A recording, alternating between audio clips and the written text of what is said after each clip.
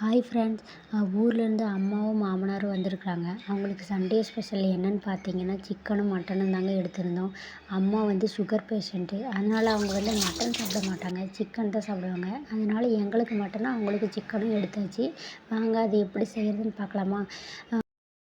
ஆட்டுக்கறியும் கோழிக்கறியும் பார்த்திங்கன்னா நல்லா சுடுதண்ணி போட்டு மஞ்சள் தூள் போட்டு நல்லா வாஷ் பண்ணி வச்சுக்கணுங்க. அதுக்கப்புறம் குக்கரில் லைட்டாக எண்ணெயை ஊற்றி கறியை போட்டு உப்பு கொஞ்சம் போட்டு மஞ்சள்தூள் கொஞ்சம் போட்டு தண்ணி ஊற்றி நல்லா விசில் போட்டு வேக வச்சிடணும். ஒரு 5 விசில் 6 விசில் விட்டால் போதும். நல்லா வெந்து வரும். அதுக்கப்புறம் வெந்துட்ட பிறகு அந்த தண்ணியை நம்ம தனியாக எடுத்து வச்சுக்கணும். தண்ணியை எடுத்து வச்ச பிறகு ஒரு பாண்டல் சட்டி வைக்கணும்.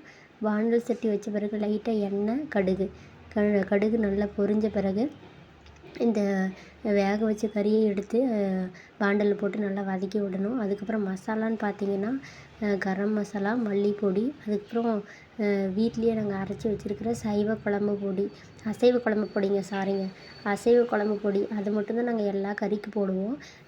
கோழிக்கறி, ஆட்டுக்கறி எல்லா கறிக்கும் அது ஒரே மசாலா தான் போடுவோம். கடையிலேருந்து மட்டன், சிக்கன் பொடி எதுவுமே வாங்க மாட்டோம். இந்த ஒரே பொடி தான் போடுவோம். அதுக்கப்புறம் பார்த்திங்கன்னா லைட்டாக வத்தப்பொடி இதை மட்டும் போட்டு நல்லா பச்சை வாசனை போகிற வரைக்கும் நல்லா வதக்கி விடணும். லைட்டாக தீயிற மாதிரி இருந்துச்சுன்னா நம்ம வேக வச்ச தண்ணி இருக்குதுல்ல, அதை வேணால் கொஞ்சம் ஊற்றிக்கலாம்.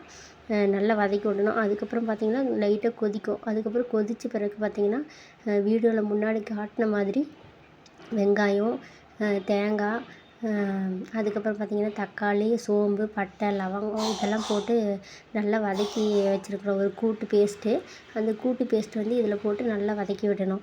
அதுக்கப்புறம் பச்சை வாசனை போகிற பிறகு மூடி போட்டு ஒரு 5 நிமிஷம் வேக வச்சிட்ட பிறகு கொத்தமல்லி போட்டு இறக்கிடணுங்க.